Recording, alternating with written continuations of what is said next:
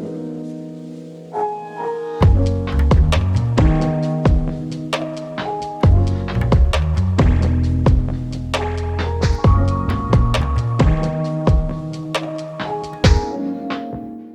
everyone, Daniel Ramsey here with MyOutDesk. I'm excited.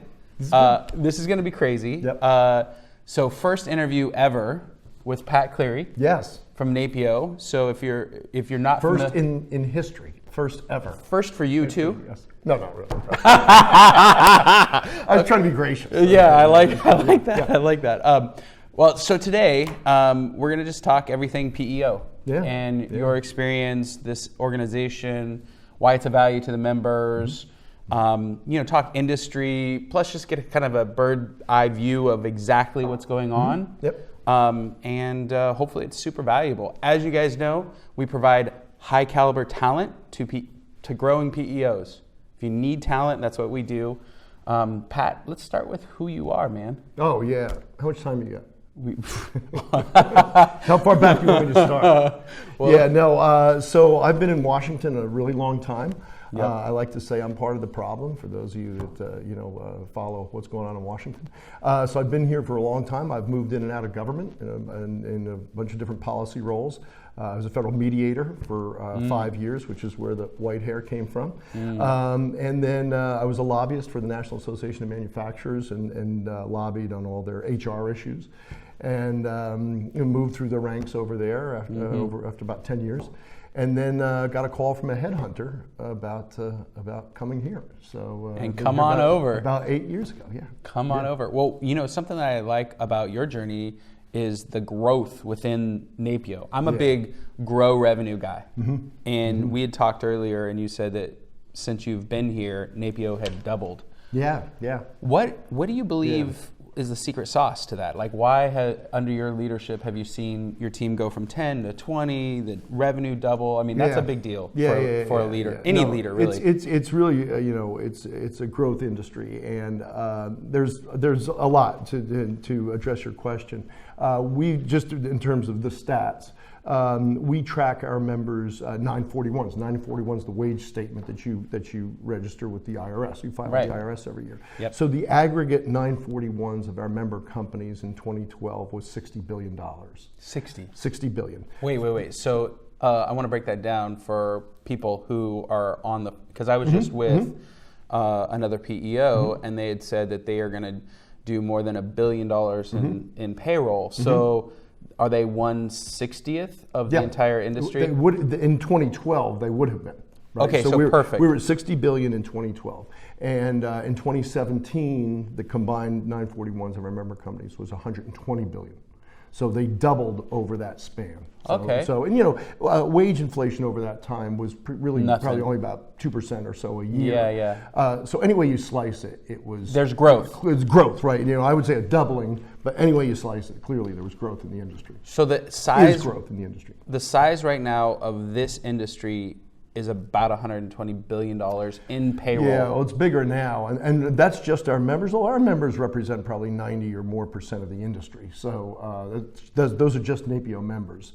And that was 2017 numbers. So if we're in 2019, that number's probably grown another, 20%. Yeah. So what's the overall size? Like I'm thinking like ADP. These other large PEOs. So ADP is north of 500,000 employees that they've got in their PEO. Paychex is a little bit behind them. TriNet, several 100,000. So the biggest companies are pretty sizable, and then we've got a whole bunch of companies that are medium size or smaller, and some of them are in little niche markets. Some of them are in verticals.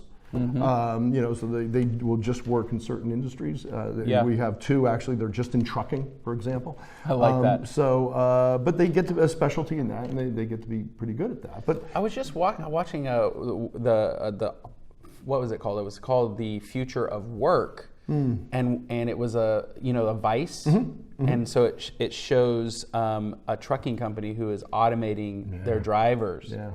So I wonder for those two PEOs if they know that's coming and what they're going to do.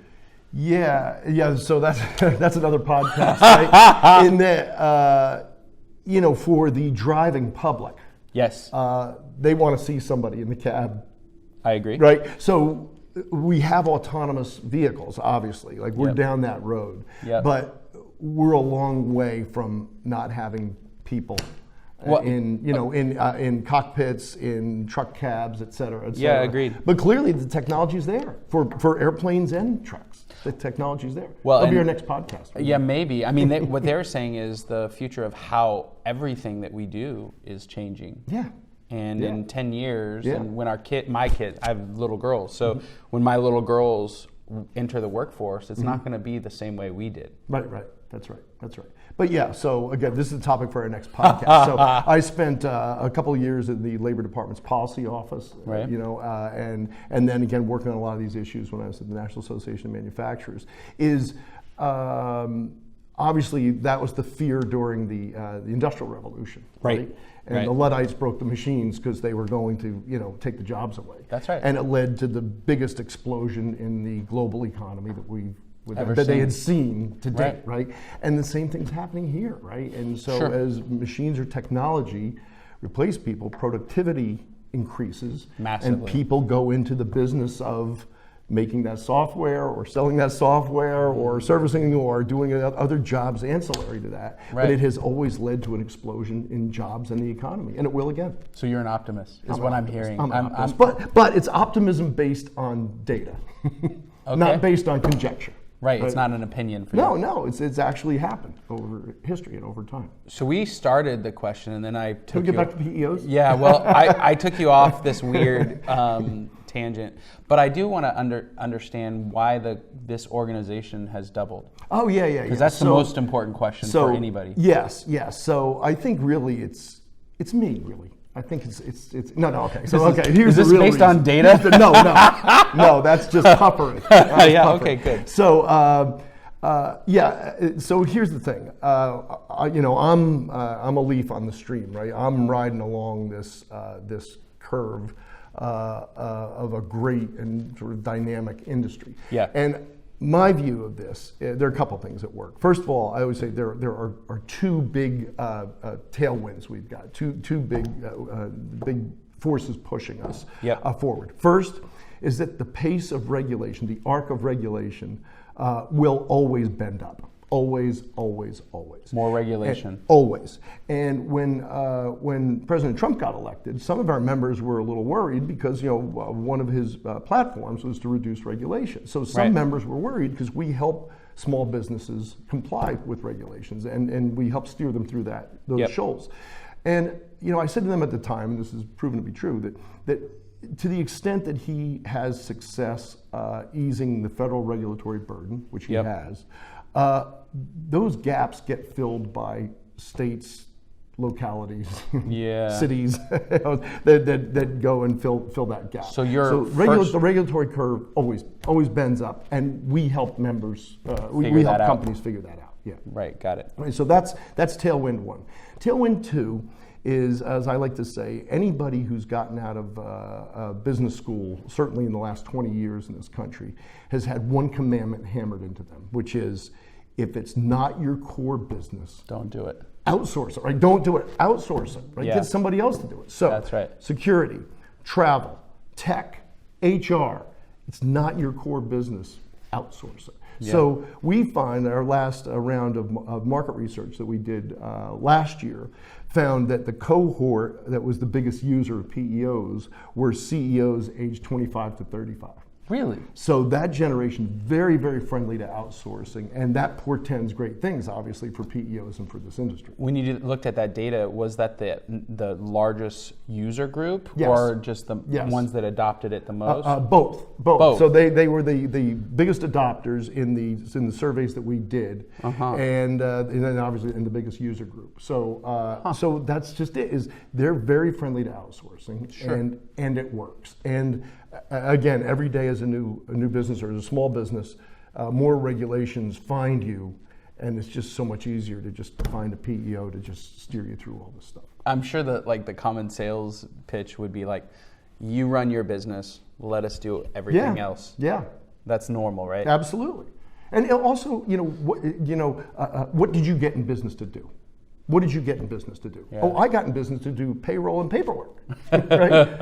No, you didn't. You got in business because you had a better mousetrap. You had some great software. Yes. You had, mom's muffin recipe that you wanted to get out there, right? Mom's muffins. Let's say grandma's muffins. That good, Sure. Yeah, mom's muffins are a little chewy. Anyway, so that's what you got in business to do. You didn't get in business to do this, right? That's and good. we did. That's PEOs good. did. That's what PEOs get in business to do. Okay, so the headwinds and then this acceptance of outsourcing, the two tailwinds, really the regulation and the kind of normality now. Yeah. Yes. And I would say that the third factor, I would say growth, which is where NAPEO comes in, is awareness.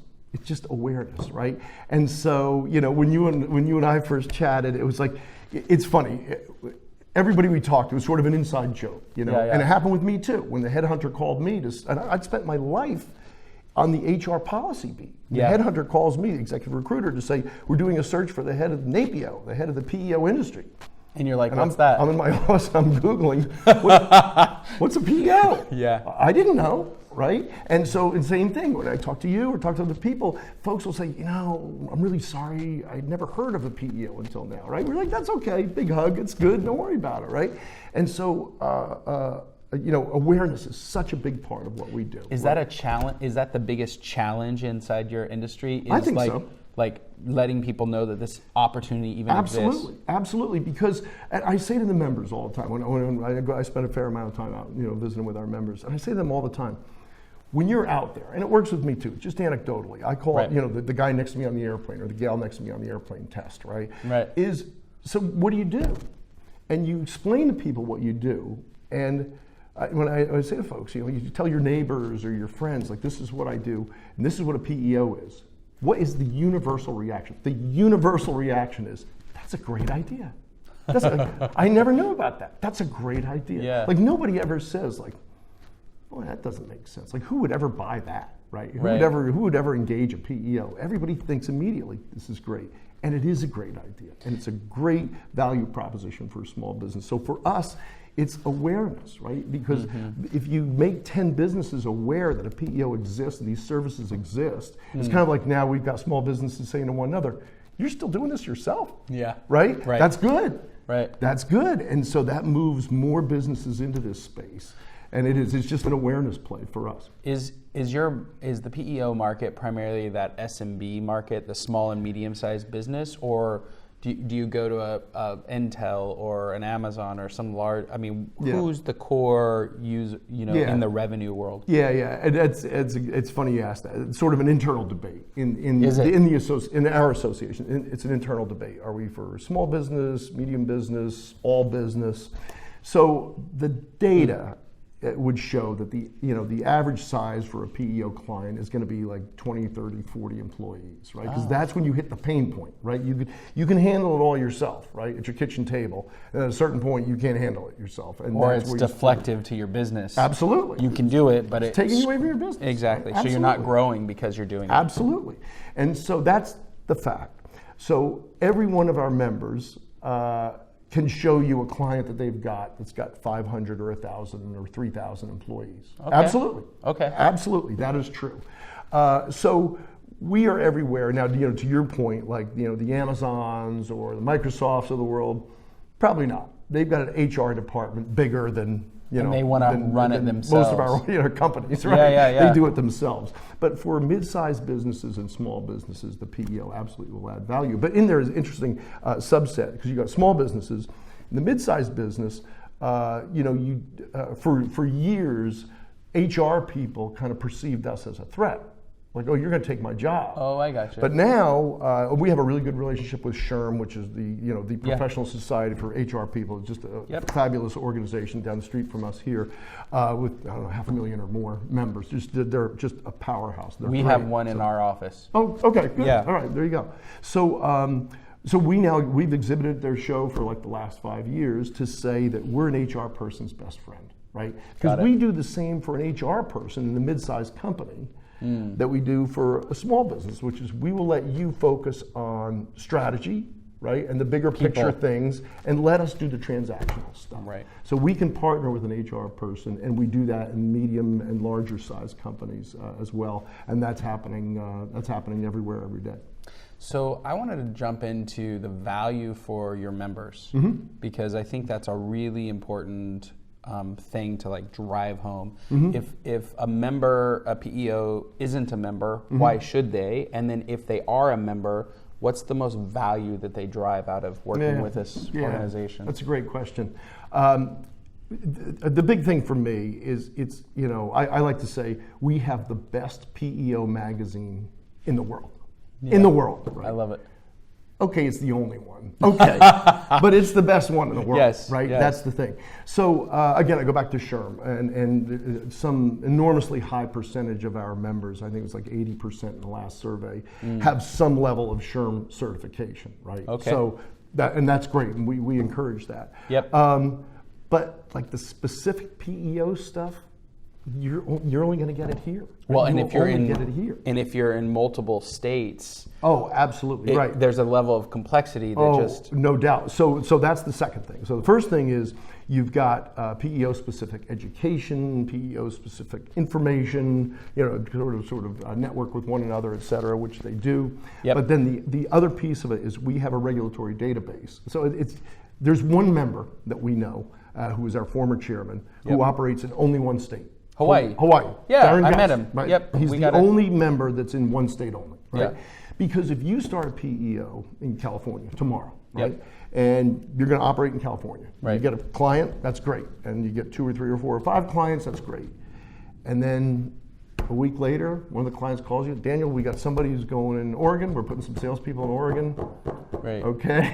Hey, we're opening up a branch in Nevada. Yeah. You're like, oh boy, right? And then, hey, we got somebody over in Arizona. You're like, uh-oh. So you don't drive it; they drive it. Sure. So now you're doing business in California, Nevada, Oregon, Arizona, wherever they are. Now and then they get bigger. Your clients get bigger, and they expand. And now even our smallest PEOs are in probably 15 or 20 states. Right. So every one of those states has different rules for PEOs, and you better know what those are. And if you're not a member here, you're really you're operating at your own peril out there. To hope you guessed right. So our regulatory database will tell you, and all of a sudden you're now in South Carolina. You can go in the regulatory database. Rules. It's okay. I better do this. Here are the people I need to talk to. I need to register or I don't. Blah blah blah, and go through that.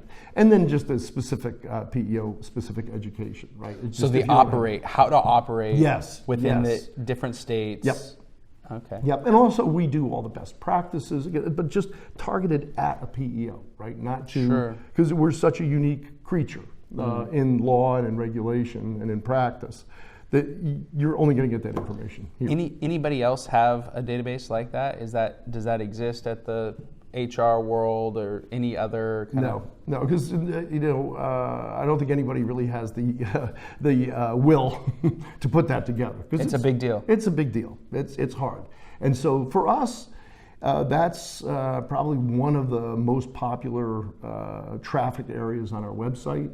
Okay. But the most popular area on our website is the Find a PEO. Find website. a PEO. So it's just napeo.org/find a PEO, all one word, napeo.org/find a PEO. And then we run a lot of online ads. We do a lot of marketing targeted at small, medium-sized businesses. Okay. And all those ads steer you to find a PEO. And we've got people coming on every day. Thousands of folks come on, hit that link, and search for a PEO in their state or their area.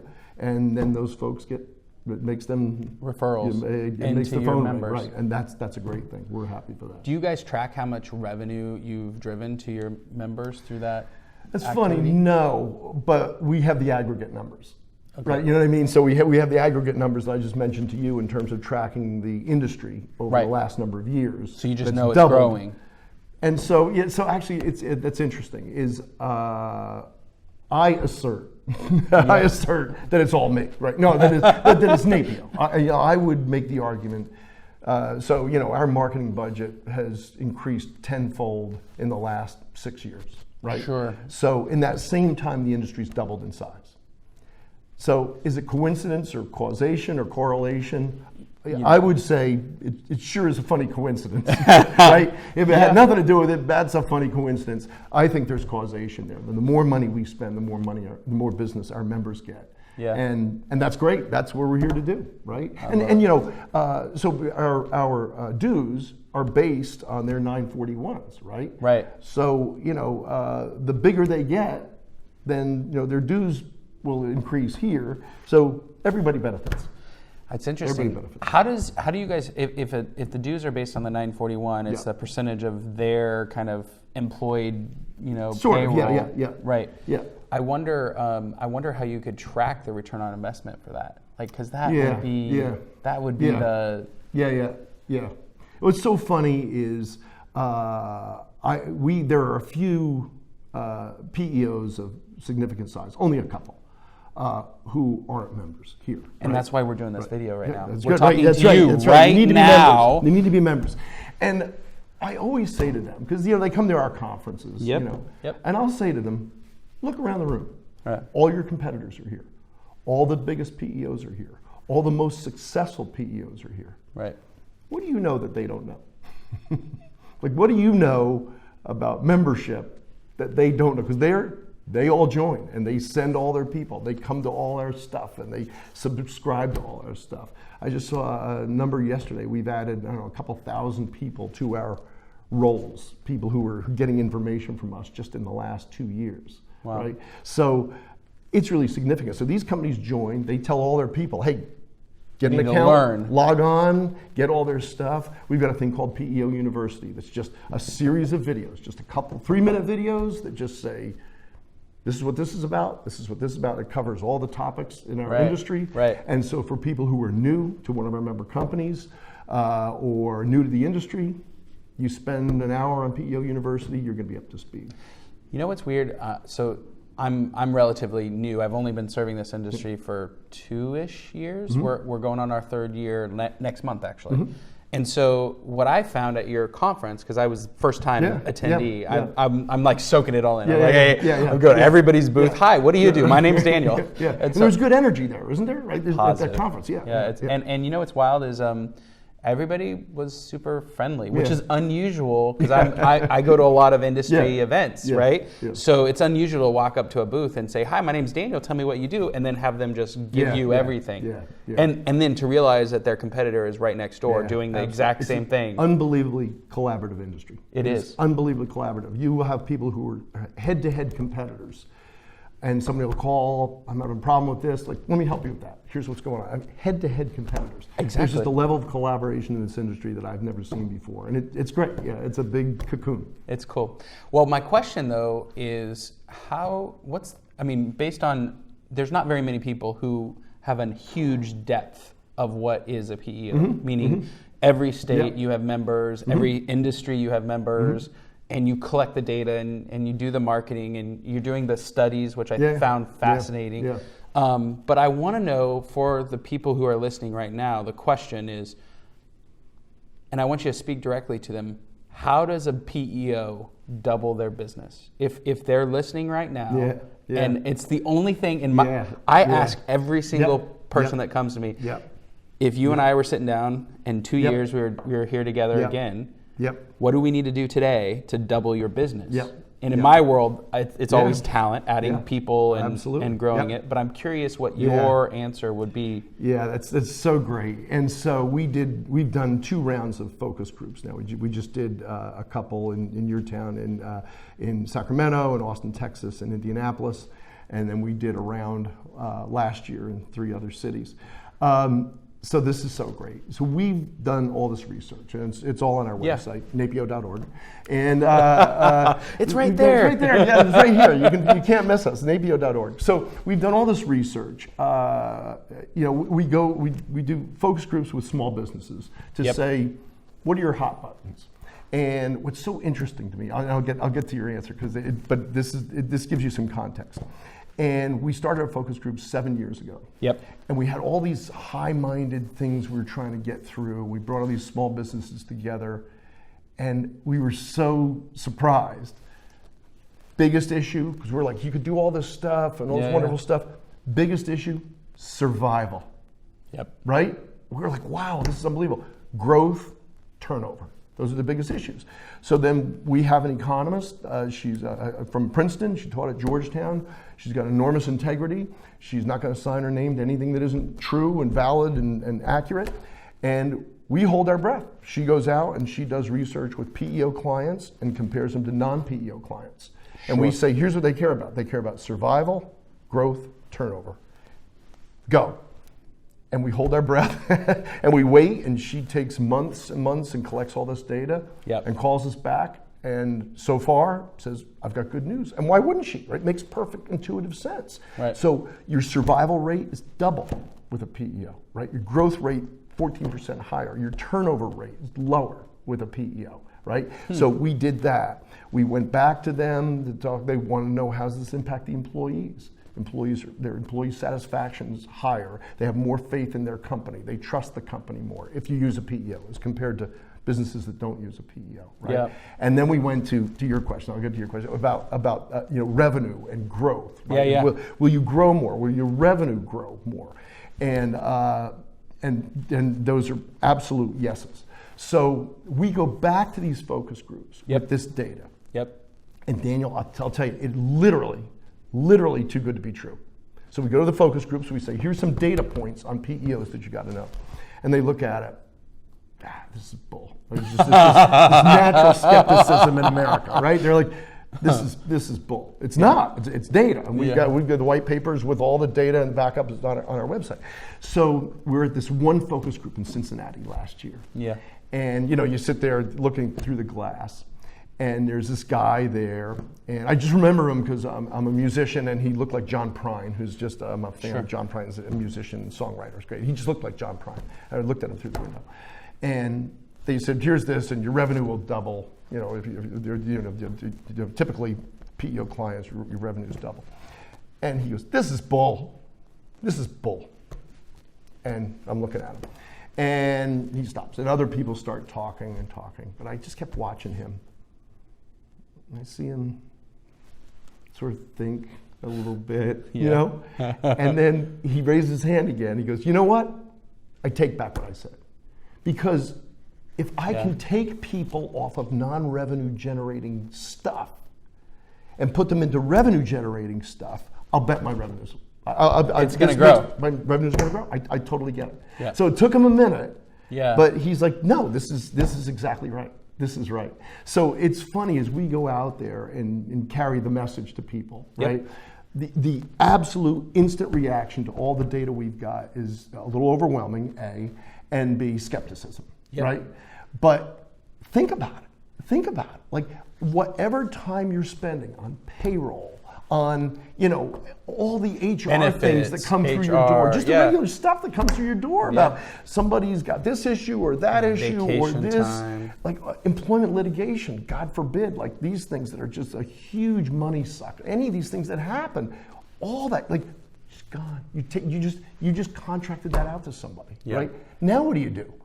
How are sales looking? Who do I need to go see? Is there a new customer I need to go visit? Hey, there's some efficiencies we can do, and again, I come out of the manufacturing world, in production, or in a white collar office, or there are things we can do, things we can do to improve our service, et cetera, et cetera. That's your focus, and all that gray matter and all that time that was spent on the other stuff just got taken off your plate, right? So now you focus on why you got in business, right? The reason you got in business, you focus on that. And that that by itself causes growth, is your point. Absolutely, right, absolutely. And also the big issue these days in terms of finding the best talent, right? If you're a small business, now, if you're with a PEO, you have a suite of benefits, right? So you're competing against the person across the street who doesn't have a PEO, who doesn't have a suite of benefits. Right. They're going to come work for you. It's a strong value proposition for employers. Absolutely, right. But now back to my original question. And an attraction question for employees. Yeah, go ahead. Yeah. My original question is, how does a PEO double? Like, I mean, if you're talking to, because you guys have... a PEO. I was thinking about PEO clients. I'm sorry. Here's how the PEO clients do it. Okay. I love where we went, because I think it gives a lot of context. Because when I talk to PEOs, I ask them what their value proposition is, and we're like, well, we'll do your payroll. Oh yeah. And you shouldn't deal with all this minutia. We can do it better. Yeah.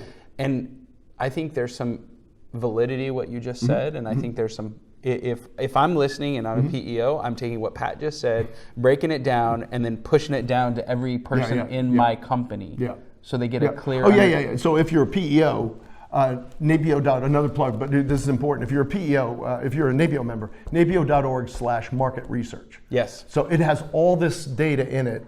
Get it. Send that link to your salespeople now. Like send it to them now, because that's stuff they need to be looking at, because it would cost your company what it cost us to do that research. Because you're a member, you get it for free. Is it give it to your salespeople? Millions of dollars, hundreds of thousands? It's hundreds of thousands of dollars to get that stuff done. And it's a big deal. It's a big deal, and it's free to our members. Well, what's interesting is I've seen your ads, because I mean, I don't come to these things unless I can see digital. I know that there's a digital footprint, and so everything that you're talking about is clearly in Google and Facebook as why you should use a PEO. Yeah, and they're using the messages that we know from small businesses that are top of mind, right? Period. So then that gets to your question as a PEO, how you double. To me, it's pretty simple in that you double by getting this stuff, getting this data, give it to your salespeople, and just make sure everybody in your town, in your county, and in your state knows that you're there and knows what you do. Right, and you can target the ads to small business like we do. We're in the middle right now of what we call the October push. So we can't boil the ocean. We've asked our members for the month of October, do something. Do something. So radio ad, TV ad, banner ads online, something. Go make a speech at the local chamber or local NFIB. And so they're doing it. People are stepping up, and it's good. It's causing some ripples out there, right? Because even just, we've got a very short, 90-minute explainer video. And 90 seconds. 90 minutes. Very short, 90 seconds. But it's great. You click on that, and that's what a PEO is. Like, oh, I get it. That's what a PEO is. Without doubt, you can actually understand the industry, and it's simple for SMBs to pull together. Yep, absolutely. But your answer is get the research, clear up your value proposition, and just get that message out to your market. Yeah, because it's awareness. It really is awareness. And it's funny, I was just talking to a member last night about this, that one of our inspirational speakers at our conference 2 years ago was talking to us about this, and we were like, how do we grow the industry? And one of our members is in Kansas, and I forget the exact numbers, but he says, he's got a few hundred clients. And there are a few thousand, 8,000 or 9,000 or 10,000 small businesses in Kansas, right? And his point was, I don't have to leave Kansas, right? I got another, 9,700 companies I can sign up, as clients, without leaving the state lines, right? So I think that's really it for PEOs. Is the resources are here. It is all about awareness, because once people know that you're there and know that a PEO exists, it's like doing your own taxes. Like, you still do your own taxes. You have somebody else do it, right? Of course, So it's that, and so it's awareness, and you got to be out there pounding away every day, having clients, make referrals for you, et cetera, et cetera, et cetera, and just being out there and being visible. Let people know what a PEO is, because again, the universal reaction when people find out what a PEO is not like, oh, that's a terrible idea. It's like, where do I sign up? Where do I find one? Right? How, so this Kansas, I'm going to focus on that, because part of what I do is I build our database, finding out who our targets are, segregating them to these people we want to work with, these people we would work with. We don't want to work with these guys. We put them into those three categories. How would a PEO in Kansas figure out who those 10,000 business owners are, and then be able to put those into a segment? What are the steps? Yeah, it's interesting. There are a lot of different ways to go about it. I know we've got a member in Ohio who just works, I think the state workers' comp folks, because you have to buy workers' comp through the state in Ohio as it happens. I think they keep a list of all small businesses, right? So they use them and market to them. So each state, it's different. But I think people either go to the state agency, or they purchase lists from various vendors to target. And again, typically our members do target small and medium-sized businesses, right? Every now and then you might land a whale, but I think basically that's going to be the sweet spot, and that's at least anecdotally from talking to our members, that's really what they target. The other thing too that they do, which is really, really interesting, Daniel, is a bunch of our members they, how do I put this? They become a resource, right? They don't say they're smart, they just are smart. And so there's one I can think of in New York, one in Massachusetts. One in Massachusetts has a blog, Genesis HR, they have a blog. It's just really helpful. It's really helpful. It's like, hey, don't forget there are these new requirements coming online next month, and It's just, it's not like, hey, it's content. He's creating content. Can you do it? It's like, it's just, I'm going to be a resource. And right. So it's so good because they are smart. I mean, our members are really smart. They're experts at this stuff. Right. And so a lot of them, or they speak at the local chamber meetings again, or at the local NFIBs. They do seminars like, hey, just beware. Right. Here's what's going on. Here's some traps you can fall into, and be careful of this stuff. And that's a great business generator for people. It's just going out there. So it's not, you don't have your hand out all the time, but you're just a resource. And people realize over time, you know what? Those folks at Genesis are so good on this stuff, and they just hire them. Right. At a certain point. And so we've got a bunch of our members who do that, who operate in their own communities, or they'll have a blog or other social media that provides information and insight that just shows how smart they are. And ultimately they're a resource for these, the small businesses will find them. I was curious, most of the PEOs that I've talked to, their biggest challenge is finding great salespeople. The industry is tiny. Yep. There, I don't know, 800, 900 PEOs in the world, right? And they just kind of trade around. Or it's the founder who's doing the majority of the sale, or a partner. What's your path to getting somebody who doesn't have experience up to speed as a salesperson, and what's that look like? That's a great question. We have sort of the guru of sales, Clay Kelly, who's one of our board members, and he operates out of Texas, and he's one of the sort of the premier sales consultants in the industry. So this is what he does for a living. But you've got, I think the answer is all over the board. You have a bunch of people who work through brokers networks. They have brokers sell for them. You have some who only will hire people who come from the industry. Have experience. And there are companies who say, no, I don't want people who come from the industry. I want good salespeople, and we'll teach them about the industry, right? Right. So you've got different schools of thought out there. But the idea, obviously, is to get good salespeople who can get through the door and explain the value proposition. But those are the three major channels. I would the say brokers, people inside the industry, and people outside the industry. And again, there are companies who don't hire salespeople from inside the industry. Right. It's like we're gonna teach them. We're gonna train them. Right. We're gonna train them up. What's that learning curve if somebody hire, like, is it a 1 year ramp up? Is it a 3 year ramp up? That's a good question. How long did it take you? I've been here 8 years. I'm still at it. Yeah, but I think the basic building blocks they can probably learn, pretty quickly. Yeah. And then from there, the nuances and the technicalities probably take a whole lot longer to learn. But typically, actually, I just talked to one of our members in Florida. It was a very new salesperson, but they're being mentored by a more senior person, who got them in and helped them steer through their first sale and do stuff that way. So I think that's probably more common. Cool. All right, so we've covered everything that's important. I think we have. I mean, it's crazy. The Industrial Revolution. We really covered that. What would somebody do if they wanted to go deeper or learn more or understand it, in an in-depth way of joining NAPEO and really taking advantage of that? Our website, NAPEO.org, there's a link of how to join. There's a link with all our resources on it. I am a believer in putting a lot of stuff outside the fence, right? So it's available for the public. Yeah. So there's a lot of stuff out there that is publicly available. But like our research, that's expensive, our members paid for that. So you got to be a member to get that, right? That's something I'm not going to give away for free, because I think that kind of devalues our members who are paying their contribution, literally their monetary and other contributions. So, but if you come to the website, even as a non-member, there's a lot of stuff there. The regulatory database, obviously, is just for members only. Right.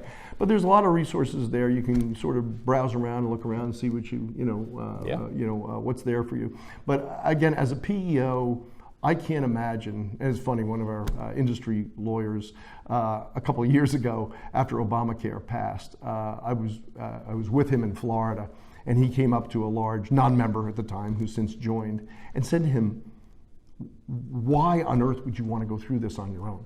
Right? Figuring out Obamacare and its implications for PEOs. Like, why and how would you go through this on your own? Like, these guys have all the resources. They've done it all. They've done all the thinking, all the working on this stuff. Right. So it's good. And also, I think for larger PEOs, and there aren't very many large PEOs that aren't members of ours, right? Yep. I mean, I literally can name less than one hand. But also, like, the bigger you get, for your peers, and for the private equity community, we're attracting this industry is attracting a lot of private equity interest and money, or the venture capital industry. Folks, they wonder, like, why aren't you a member of your trade association? Like, everybody, all the big whales are in. Like, everybody's in. Right. They see value. They're part of the League of Nations. You just don't want to be an outlier. It's just not a good look. Sure. Additionally, if we provided no value, you'd still want to be a member, because it's a bad look to be the outlier out there, right? But we do provide a lot of value to people who are in there, and folks who aren't in, for the life of me, I don't know how they steer through it. Again, we've got a couple who've gone in and out, and the folks who go out, because the CEO says we're out, we hear from everybody else in the company throughout the year, everybody else who's on our lists for state government affairs, federal government affairs, regulatory updates, the marketing, communications, everything. We hear from everybody else in the company throughout the year, like, why aren't we members? And why can't we access this stuff? And I told my CEO we really need to join. We're like, just keep working on it, on it. But it's not that big a problem for us, because, again, we only have just a couple outliers. What's the future? Luckily. What's the future? Like, what should members and this industry look forward to seeing from NAPEO over the next 3 to 5? It's funny, Daniel, as bad as this answer is about to be, more the same, right? And we have an outside group that's helping us with our marketing. Yep. And they're great. They're called LGND. It's a firm in DC, highly recommended by the U.S. Chamber that I'm very active in. And they've just done phenomenal work. And at the conference, they rolled out a bunch of stuff. Great work. And so we had a call with them last week with Carrie Carruthers, who's our head of marketing communications. Yep. And they're great, and they're creative, and they're brilliant. Yep. And they said, hey, we think next year we need to do step 5 and step 6 and step 7 and 8 and 9 and 10. And I said, you know what?